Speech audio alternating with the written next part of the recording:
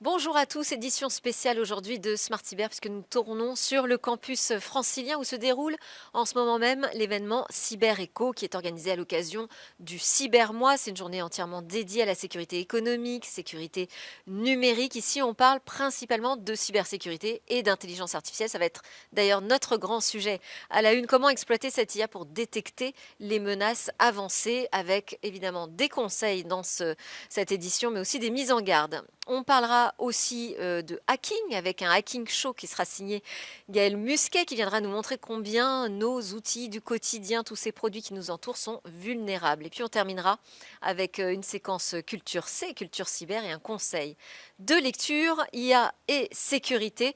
Vous l'avez compris, c'est notre grand sujet, mais on commence avec un point cyber. On va revenir sur les attaques qui ont touché les aéroports en Europe.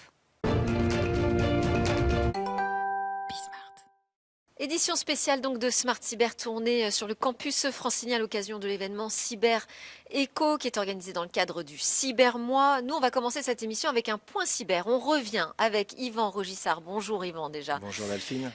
Sur ces attaques qui ont touché les aéroports européens. C'était au mois de septembre. C'est encore assez récent.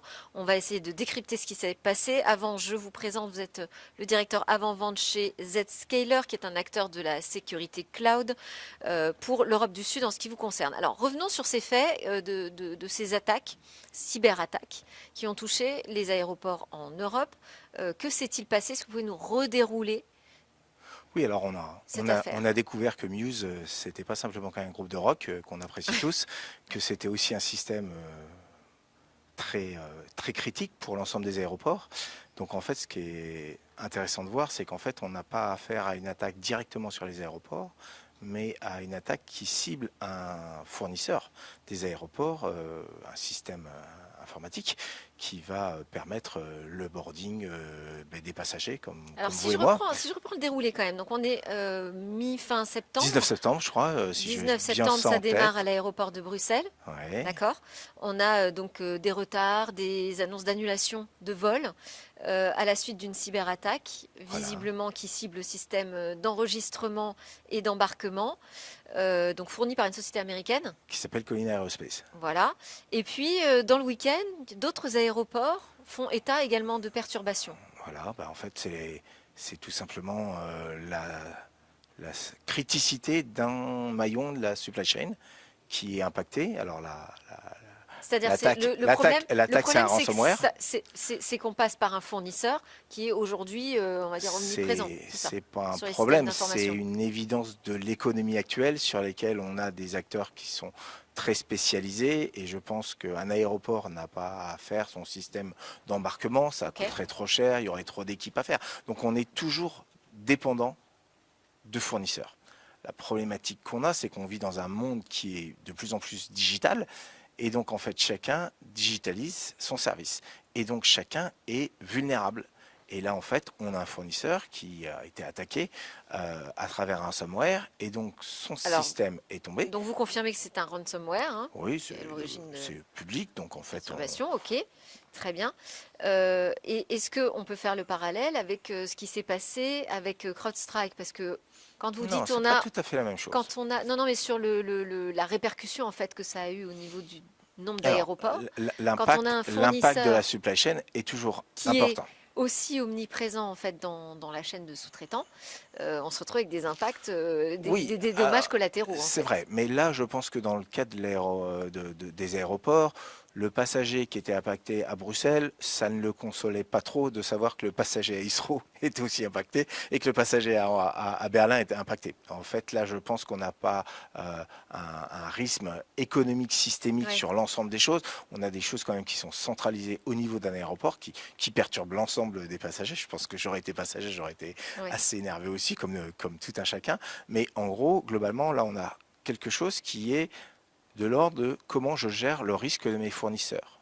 D'accord ?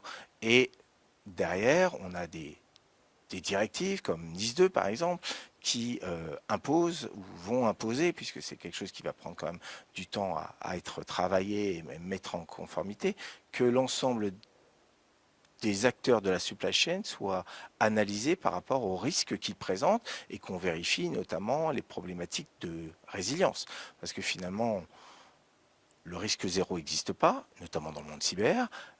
Et donc, si jamais ils avaient pu redémarrer sur un système résilient à côté, on aurait peut-être eu une perturbation, mais qui aurait peut-être duré beaucoup moins longtemps. Donc en fait, on voit bien qu'on a on vit dans un monde digital, même si là les gens ont repris dans certains cas le stylo et le papier pour faire les enregistrements, mais globalement, ça crée évidemment de la perturbation. L'intérêt, c'est de savoir et de connaître son risque par rapport à ce supply chain, de valider les plans de résilience, les plans de disaster recovery et de business continuity, parce que là on parle peut-être plus d'un plan de disaster recovery et de business continuity, comment mon fournisseur sait redémarrer, et c'est valable, tout à l'heure vous parliez de CrowdStrike, c'est valable évidemment pour les acteurs de la cyber, mais c'est valable pour n'importe quel fournisseur. Je voulais quand même qu'on explique ça, parce que pourquoi je parle de CrowdStrike? Parce que CrowdStrike, c'est une mise à jour, visiblement. Il y a eu un problème au moment d'une mise à jour. C'est pour ça que je disais que c'est pas tout à fait pareil. Alors que de l'autre côté, on a une attaque par ransomware, mais dans les deux cas, finalement, on se rend compte que c'est un sous-traitant qui est attaqué et non pas directement l'entreprise qui fournit le service au consommateur final, aux voyageurs et tout ça. Comment est-ce qu'on peut, puisque ça fait partie effectivement des obligations de NIS 2, comment est-ce qu'on fait pour s'assurer que ces sous-traitants sont résilients, ne présentent pas de failles particulières? Enfin, c'est carrément, on se dit, c'est carrément mission impossible. C'est là où j'en viens à ma question clé. Quel est le conseil du pro? Alors, je pense qu'en fait, c'est évidemment très compliqué, mais c'est le but d'une entreprise et du RSSI d'analyser les éléments de sa chaîne, de sa supply chain qui sont critiques, et de voir sur chacun de ces éléments quel mécanisme de résilience et de business continuity il peut avoir. Parce que finalement, le business continuity de mon fournisseur participe à mon propre business continuity. Et ça veut dire quoi? Il faut que je l'audite, mon il faut que je fournisseur, l'audite, il faut que je teste, il faut que je vérifie qu'il en ait un. Et parfois, c'est des choses qui sont peut-être oubliées lors de la sélection d'un fournisseur. On peut considérer que je vais choisir le fournisseur le moins cher, même si finalement, ces procédures de disaster recovery et de business continuity sont moins bonnes. Et ça, ce ne serait pas votre conseil, par exemple? Voilà, ça serait un peu mon conseil de regarder et de s'intéresser fortement sur quel que soit l'acteur, notamment les acteurs de la cybersécurité. Qu'est-ce qui se passe s'il y a un problème chez ce fournisseur-là? Nous, c'est quelque chose qu'on a traité, on a analysé, on a segmenté aussi les risques par rapport à nos différents clients, et on a mis aussi en place des systèmes de boutons rouges qui permettent de fonctionner, même si, ce qui n'est jamais arrivé, l'ensemble des data centers de Zscaler ne fonctionnait plus à travers le monde. Comment est-ce qu'on évite la propagation aussi, une fois que c'est là? Alors la propagation, ça c'est un autre aspect. Aujourd'hui, on a deux choses. On a d'abord, avant la propagation, il y a le fait d'avoir des choses vulnérables. Là, malheureusement, on va vivre de plus en plus avec ce risque de vulnérabilité qui est important. Donc connaître sa vulnérabilité, pouvoir croiser les différentes vulnérabilités qu'on peut avoir, c'est, je pense, quelque chose qui est essentiel.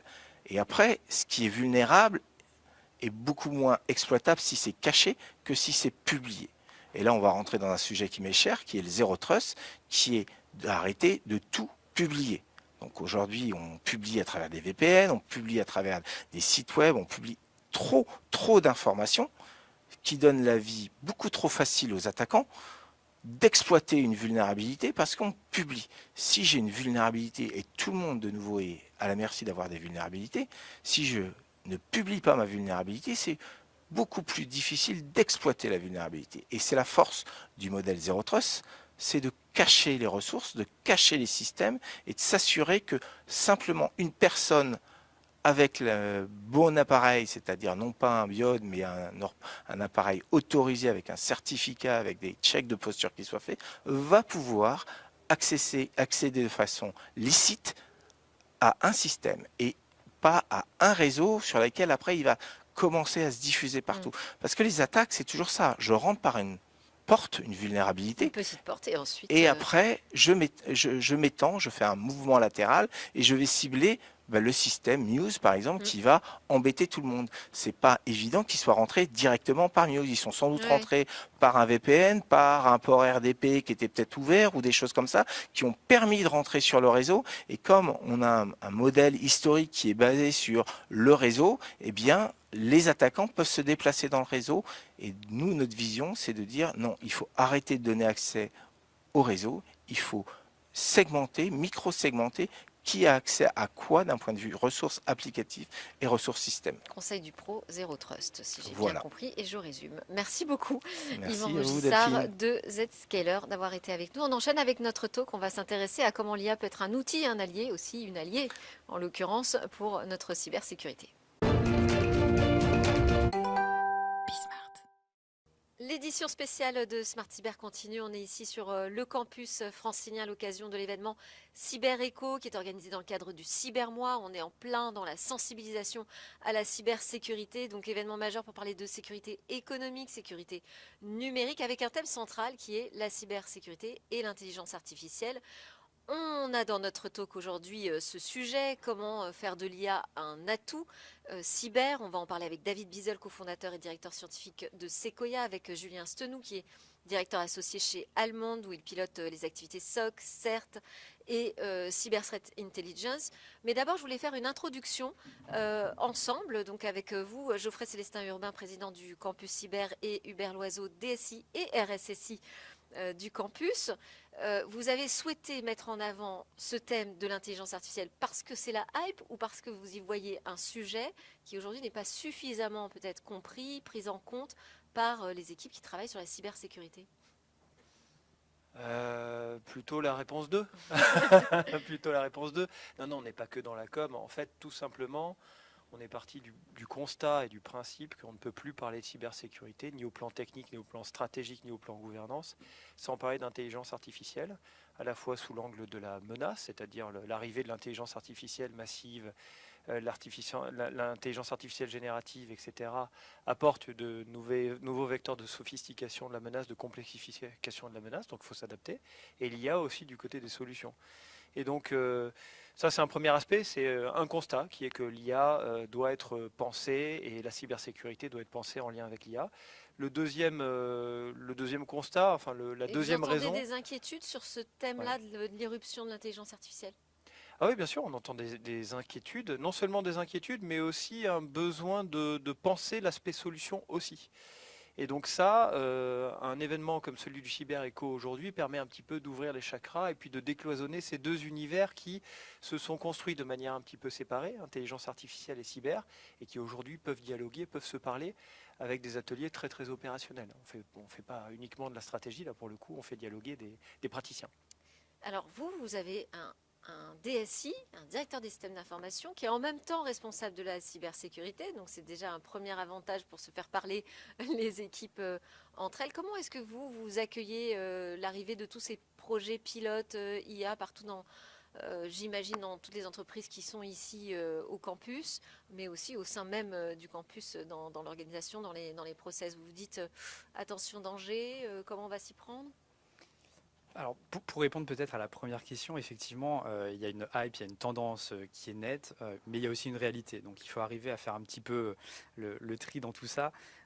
Oui, c'est une tendance de fond, aussi bien sur les usages des clients finaux que des sociétés qui travaillent dans le monde de la cybersécurité, puisque c'est un outil qui apporte des opportunités assez incroyables, aussi des risques, mais je pense on en reparlera un petit peu après. On voit aussi qu'il y a une certaine difficulté aujourd'hui à se positionner sur comment sécuriser ces systèmes-là. On sait qu'il y a des risques, on sait qu'ils sont intégrés de plus en plus dans les outils du quotidien, les outils des entreprises, les outils des collectivités, et ça nécessite de le sécuriser. Et tout ça ne peut se faire que par tout un tas de processus, qu'ils soient humains, qu'ils soient techniques ou autres. Et donc on est à la recherche de solutions sur certains sujets. Et on n'a pas encore toutes les réponses. Et c'est ça un peu le sel de la cybersécurité, c'est qu'on est en réaction face à des C'est en attaquants, permanence. voilà, qui Ouais. innovent. Et donc nous, on est à la recherche de solutions pour répondre à ces attaques qui sont novatrices, qui ne font qu'évoluer. C'est la nature même de notre métier. Et donc on est là aussi pour trouver des solutions novatrices. Et donc on cherche, on trouve des choses intéressantes, mais on est toujours en réaction. Et donc les sociétés qui travaillent au campus cyber sont toutes sur le front pour utiliser cet outil pour protéger les systèmes d'information, mais aussi pour les protéger eux-mêmes. Qu'est-ce que vous attendez de cet événement, Geoffrey? Beaucoup de choses en fait, du décloisonnement et la naissance quelque part d'une nouvelle communauté. C'est ce que fait le campus Décloisonnement cyber. entre data écosystèmes. scientists, Ouais, experts exactement. de la cybersécurité, Ouais, tout à fait. Des décideurs, utilisateurs, des décideurs, des opérationnels, des chercheurs, des entreprises, des collectivités locales. Là, on est en train de se faire croiser plein de monde. En fait, c'est vraiment l'ADN du campus cyber que de réunir des gens qui, à la base, ne sont pas forcément naturellement portés les uns vers les autres. Et là, CyberEco, c'est vraiment l'ouverture de chakra complète. C'est parti d'un constat il y a quelques années qui est que cybersécurité et sécurité économique, c'était un peu deux facettes d'une même pièce. Ouais. Et donc, on a un peu tiré la pelote jusqu'au bout. Et aujourd'hui, on en vient effectivement à décloisonner les approches techno, en parlant effectivement d'IA en même temps que la cybersécurité. Eh ben, on va faire ça dans ce Smart Cyber spécial enregistré ici chez vous. Merci beaucoup d'ailleurs pour votre accueil. On continue sur ce sujet, donc notre débat, comment faire de l'IA un atout cyber. Comment faire de l'IA un atout pour notre cybersécurité, un atout cyber, une alliée cyber? On en parle avec David Bizel. Bonjour. Vous êtes le cofondateur et directeur scientifique de Sequoia. À côté de vous, Julien Stenou, bonjour. Bonjour. Vous êtes directeur associé chez Almond, vous pilotez les activités SOC, CERT, Cyber Threat Intelligence. Ça m'intéressait de vous entendre, vous, expert sur ce sujet, parce qu'on en parle beaucoup comme d'une menace et en même temps d'une alliée, mais ce n'est pas une alliée forcément évidente. Comment est-ce qu'on y arrive? Quelles sont les bonnes pratiques, vos conseils, mais aussi les mises en garde? Alors déjà, est-ce que cette intelligence artificielle qui se généralise dans les projets d'entreprise et qui se développe au niveau des métiers, c'est la même intelligence artificielle que celle à laquelle vous pensez, vous, en tant qu'expert de la cybersécurité? Est-ce qu'on parle de la même technologie? David? Je pense que oui. Par contre, effectivement, quand on parle de l'intelligence artificielle aujourd'hui, c'est pas la même chose que ce dont on parlait il y a 5 ans. Il y a 5 ans, il y avait déjà de l'intelligence artificielle qui existait, qui était positionnée beaucoup dans des produits de sécurité, enfin dans des produits, pas que de sécurité d'ailleurs, et qui s'appliquaient discrètement sans que les gens le voient. Ça s'appelait des filtres bayésiens qui traitaient vos emails et ça marchait déjà bien. Ça permettait de traiter les codes malveillants et de les mettre à gauche, de les mettre à droite par de la classification. Tout ça, c'était des approches qui existaient déjà, basées sur du machine learning, on l'a dit, voilà, d'autres techniques. Sauf que du coup, depuis 2023, il y a OpenAI qui est arrivé avec ChatGPT, qui a complètement changé la donne avec les approches des transformers. Et là est arrivé l'IA générative. Et là où avant, effectivement, l'IA ne s'appliquait que sur, je dirais, le socle des produits, de la technologie, aujourd'hui, l'IA disrupte également les couches de processus et d'humains. People, process, technologie. Du côté cyber, vous voulez dire? Alors partout, donc dans la mais cyber aussi dans la cyber. Ouais, bien sûr. Et donc, on parle bien, là, quand on parle de faire de l'IA une alliée pour la cybersécurité, des nouvelles perspectives que ça offre, on parle bien aussi d'IA générative. Ah, tout à fait, on a plusieurs implémentations possibles de l'IA au service de la défense comme de l'attaque d'ailleurs. Mais effectivement, l'IA générative, avec ses capacités, comme le rappelait David, d'intervenir finalement sur un modèle approchant ce qu'un humain, ce qu'un analyste traditionnel SOC sait faire, va aussi amener des capacités qu'on n'avait pas forcément par le passé, et des capacités d'extraction de données, de synthèse de données, qui sont un des facteurs effectivement qui font que l'IA au service de la cyberdéfense, ça fonctionne. Et alors donc plus précisément, si on rentre vraiment dans l'opérationnel, qu'est-ce que ces nouvelles IA qui semblent simuler des mécanismes de pensée un petit peu comme nous les humains, c'est ce que vous nous rappelez, qu'est-ce qu'elles sont capables de faire aujourd'hui de plus pertinent, de plus robuste en matière de cyberdéfense? Alors, nous qui opérons un SOC basé sur le triptyque effectivement de technologie, d'humain et de processus, concrètement, l'IA ne va pas forcément nous servir à détecter plus de choses, mais en revanche, elle nous sert à mieux traiter une masse d'alertes, une masse de données qui est considérable, qui est plutôt en croissance, et de réussir à le faire en opérant à travers toutes les contraintes dans lesquelles un SOC doit opérer. Des contraintes de coût, des contraintes de délai, de réactivité qui sont imposées par la pression offensive elle-même automatisée de nos adversaires. Des contraintes aussi de transparence. Et donc l'IA, elle va nous servir finalement à opérer un peu un entonnoir entre une masse d'alertes qui est considérable pour isoler quelles sont les alertes sur réellement. Il faut qu'il y ait une investigation un peu plus poussée, qu'il faut qu'il y ait une remédiation, voire pour le haut du spectre, celle où un déclenchement, une mobilisation d'une équipe d'expertise est réellement importante. Donc c'est vraiment ce filtre, cet entonnoir où l'IA En fait, intervient à c'est une plusieurs. sélection dans la détection. Voilà, c'est de sélectionner les bonnes données pour savoir effectivement quelles sont les alertes sur lesquelles il faut avoir une action derrière. Et donc là, moi, j'entends tout de suite le problème des faux positifs. Est-ce qu'on arrive aujourd'hui, parce qu'avec les IA génératives, on parle beaucoup du problème des hallucinations. Est-ce qu'on a ce même problème en matière de détection? Est-ce qu'on arrive à avoir un taux de faux positifs acceptable? Oui, Je vais prendre David? la main si tu veux bien, Bien Julien, sûr. parce qu'en fait, ce qui est intéressant, c'est que moi, je veux un peu casser une idée reçue. L'IA générative, on va pas forcément la mettre au stade de la détection. C'est pas forcément là où c'est le D'accord. plus intéressant. Ce qu'il faut voir, c'est que tu as pris le terme entonnoir et du coup, je vais le garder pour définir un peu le workflow des fonctions du SOC. On a énormément de données qui arrivent en entrée, donc un flow gigantesque. Ça, il faut le traiter. Il va falloir le structurer, faire rentrer ça dans des gros buckets de traitement avec des traitements qui vont être en temps réel. Donc ça, on a besoin de ressources algorithmiques qui vont être hyper efficaces. C'est juste du rapprochement de pattern matching, des règles de corrélation, un peu justement d'approche statistique. Ça, c'est de l'IA, mais ancienne génération, mais qui tourne Ouais. très bien, très efficace. Donc ça tourne sur la détection. Là, on ne peut pas trop faire rentrer de l'IA générative parce que trop consommateur de ressources, une latence un peu trop importante et trop cher pour faire tourner ça en temps réel surtout. Donc par contre, effectivement, sur cette première couche-là qui fait apparaître de cet énorme volume d'événements, il en résulte des alertes qui sont les zones d'intérêt. Donc ça, c'est un peu la zone de démarrage des fonctions du SOC en disant j'ai ça qui est à regarder, qui est à traiter, qu'est-ce que j'en fais? Là, on commence à souffler et là, on peut faire rentrer de l'IA générative qui va faire un ensemble de choses hyper intéressantes, permettre de faire gagner du temps aux fonctions des analystes en leur apportant plus de contexte, de leur optimiser leur temps d'investigation en prémâchant le travail en disant écoute, pour toi je vais lancer tel mécanisme d'investigation, je vais aller vérifier à droite, vérifier à gauche, et tout ça, ça va être des fonctions finalement de raisonnement qui auront été intégrées dans des approches. En IA agentique ou il Oui, faut alors, prompter à chaque fois là, pour lui demander les effectivement, commandes? on commence à aller vers de l'agentique quand on Ok. dit ça sur la notion de raisonnement et la notion de combinaison de traitement.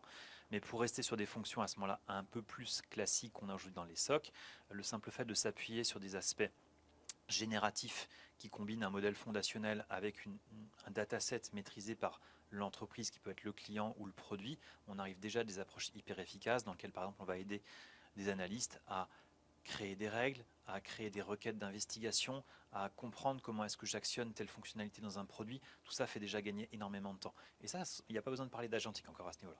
Et ça veut dire qu'on a besoin de moins d'expertise au niveau des équipes de cybersécurité, si elles sont plus assistées? Alors, pas forcément Je dis un moins truc tabou d'expertise. peut-être, hein, je sais Non, pas. non, pas mais- du tout. Alors, nous, on a la chance, quand on a créé nos opérations SOC il y a maintenant 10 ans, de l'avoir construit avec une équipe tierless. Donc, on a recruté que des experts passionnés par ce qu'ils font, qui n'ont aucune crainte par rapport aux ruptures technologiques qu'on a déjà vécues ou qu'on va vivre dans les années qui viennent. Donc, déjà, nous, on a cette chance-là. Mais pour autant, moi, j'ai à peu près 60 personnes dans mon équipe qui délivrent ces services SOC. Pour vous donner une métrique, il y en a à peu près que 10% maintenant qui opèrent du traitement de flux d'alerte. Tout le reste, c'est de l'expertise d'ingénierie, d'amélioration des stratégies de détection, d'aller mettre en place des technologies agentiques ou autres pour effectivement opérer tout le workflow, tout le pipeline de traitement. Et ça, c'est de l'ingénierie qui est en plus ultra intéressante. Donc les gens sont beaucoup plus motivés pour faire ça plutôt que pour traiter des masses d'alertes qui sous-traitent à des Mais il y a une systèmes. partie analyse quand même dans ce que nous disait David. Donc, c'est pas uniquement sur le tri des alertes, il y a aussi la partie analyse dont s'emparent les IA. Mais c'est de l'analyse encore de bas niveau, c'est ça Alors, aujourd'hui? Ça reste. Pas forcément de bas niveau, Ouais. mais en tout cas, ils prennent le gros du volume et ça permet aux analystes de se focaliser sur les 10-5% d'alertes qui sont qui ressortent en termes de traitement, surtout celles finalement où il y a une zone de doute. Nous, ce qu'on essaye toujours quand on a un système IA agentique ou pas qui est dans notre chaîne de traitement, c'est non seulement elle doit nous rendre un verdict en fonction de ce qu'on lui demande de faire, mais elle doit rendre le niveau de confiance qu'elle a dans ce verdict.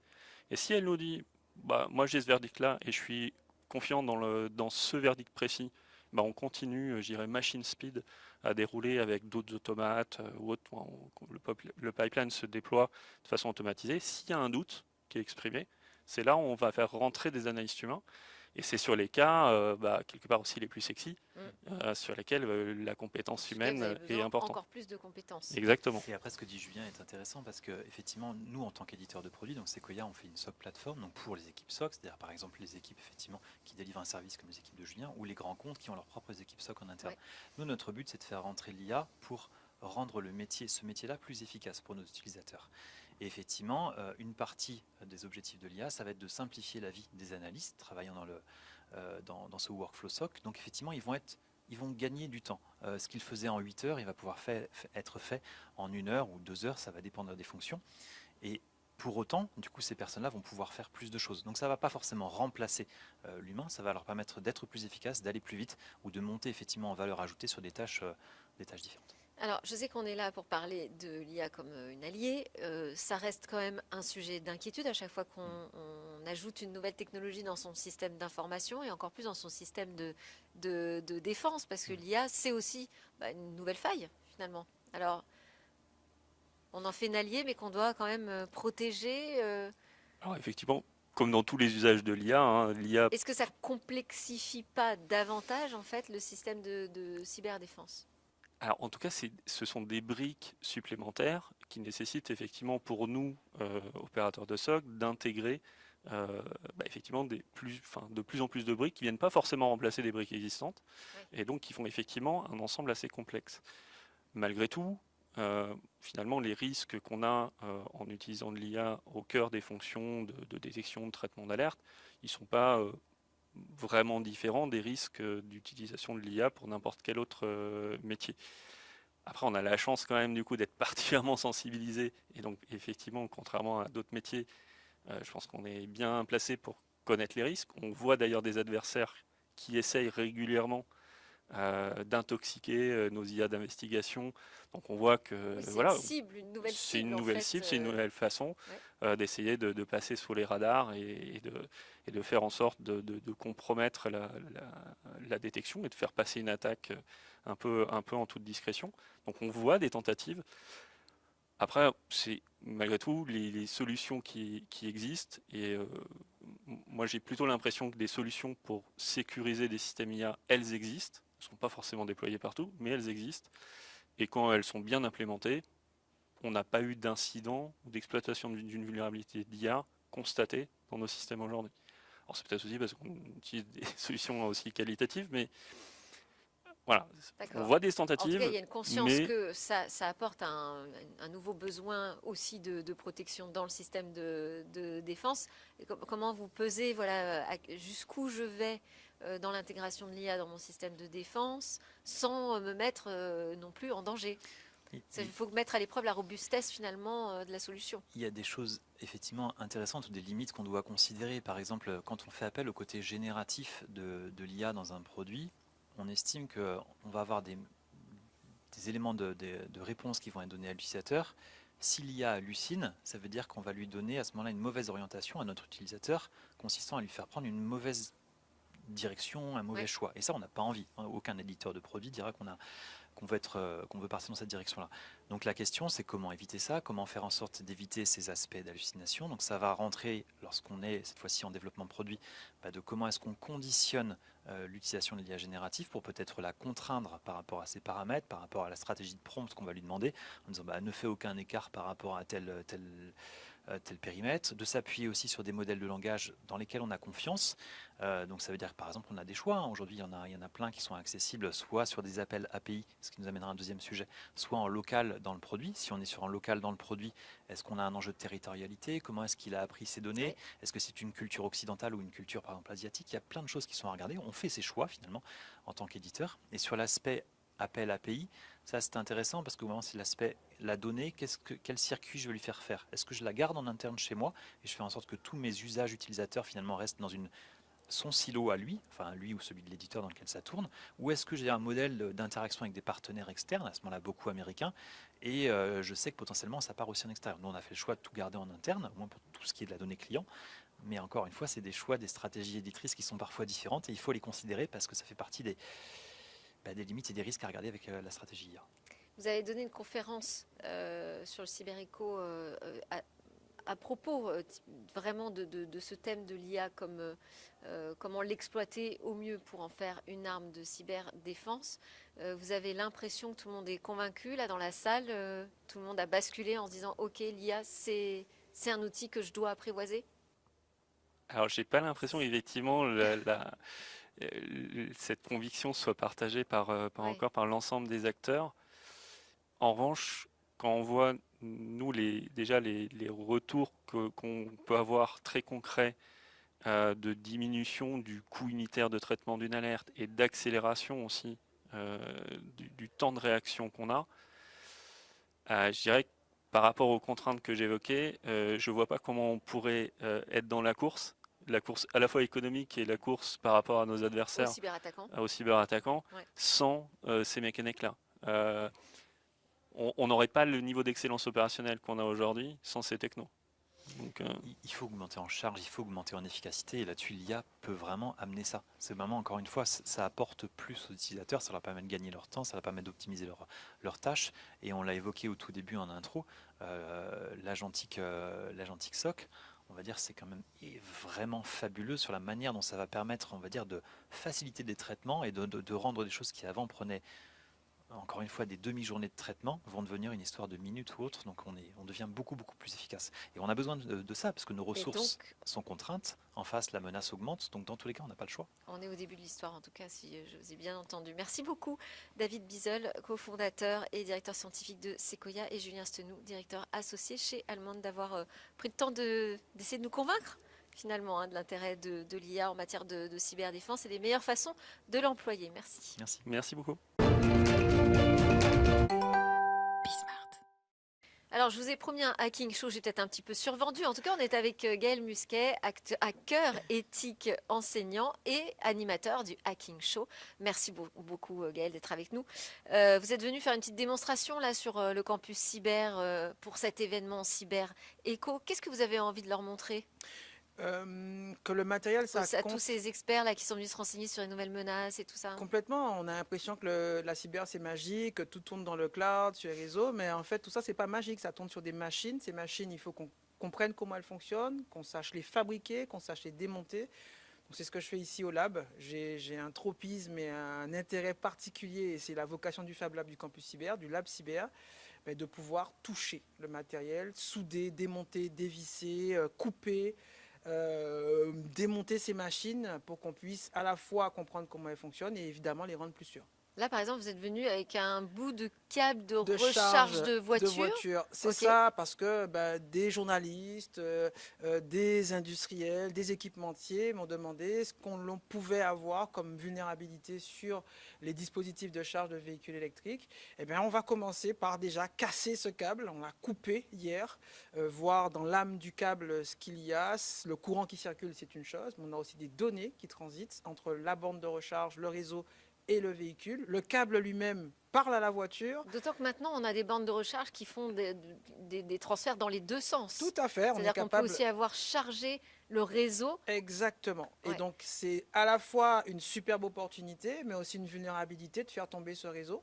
Ouais. On a des surtensions ou des sous-tensions, déstabiliser un réseau électrique. C'est une des vulnérabilités qu'on peut imaginer sur ces réseaux électriques. Et il ne faut pas l'oublier, sans électricité, pas de cybersécurité. Donc la disponibilité, le réseau électrique, c'est un des piliers critiques de notre filière, de notre métier. Donc c'est tout naturellement que j'ai commandé ce câble pour le casser et comprendre comment il fonctionne et ce qui transite dessus. D'accord. Et ensuite, démonstration de comment on le protège.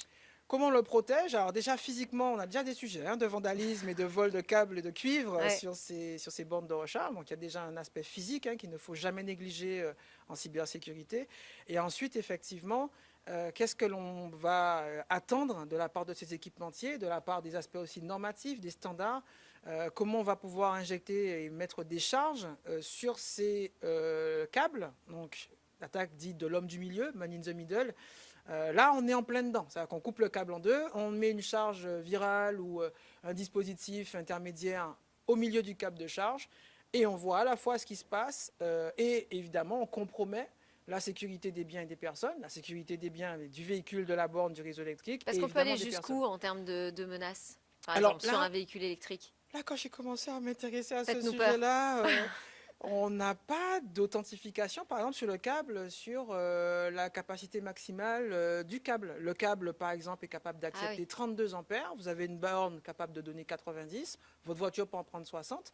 Évidemment, à un moment, il faut adapter le courant qui va être injecté sur ce câble. À l'heure où je parle, beaucoup de bornes ne disposent pas d'un dispositif numérique permettant de limiter ce courant de charge. Donc, il suffirait de modifier une résistance ou une caractéristique électrique du câble pour mettre en difficulté le câble et provoquer un incendie. C'est aussi ça. Ça semble tellement basique déjà comme première vulnérabilité. Les normes évoluent, on a des dispositifs qui permettent d'avoir des sécurités évidemment électriques, électrotechniques pour pouvoir éviter ce type d'incident, mais on a aujourd'hui, à l'heure où je parle, des incidents entre certains modèles de véhicules dans lesquels on a certains composants d'un certain équipementier qui met en défaut certaines bornes. Donc, Mais c'est de la sécurité physique, là, c'est pas de la cybersécurité. il faut qu'on aille, compte tenu de la nécessité d'alimenter nos machines en électricité, encore plus loin que ce qu'on aurait pu imaginer sur de l'intégrité physique d'une station essence, même si c'est aussi dangereux une station essence.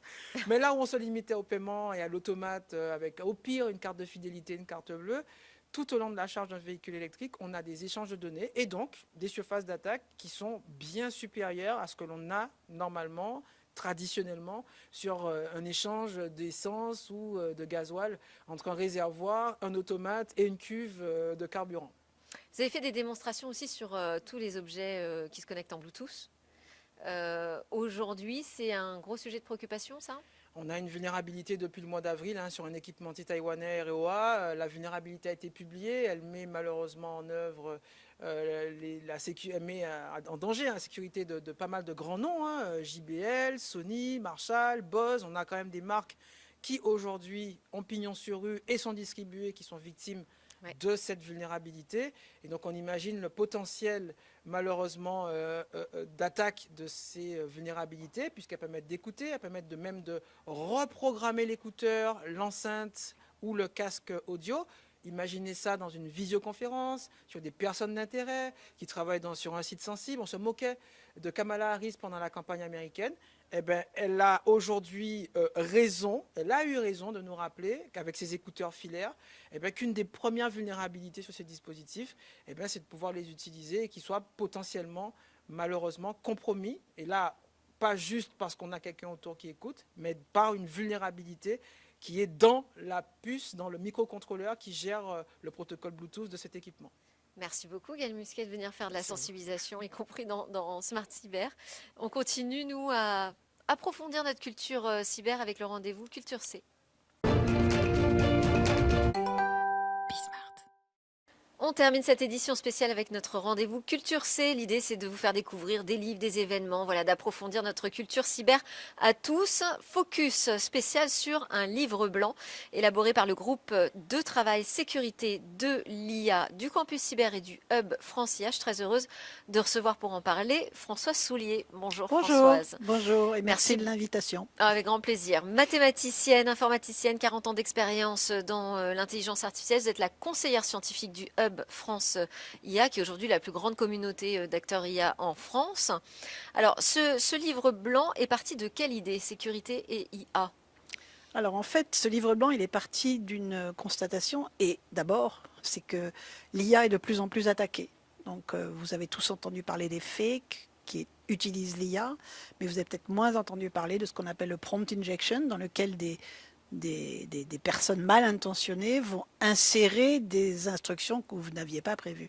Donc de plus en plus d'attaques, et aussi le fait qu'on s'est rendu compte que les systèmes d'IA largement déployés, ces systèmes d'IA, jusqu'ici, ils sont défendus comme tout le reste. Or l'IA ouvre, comme on dit, une surface d'attaque qui est beaucoup plus importante. Ça veut dire qu'il faut apporter des réponses vraiment spécifiques. Il faut penser la cybersécurité différemment avec l'intelligence artificielle. Alors, différemment, oui et non. Il faut penser un système de défense en plus.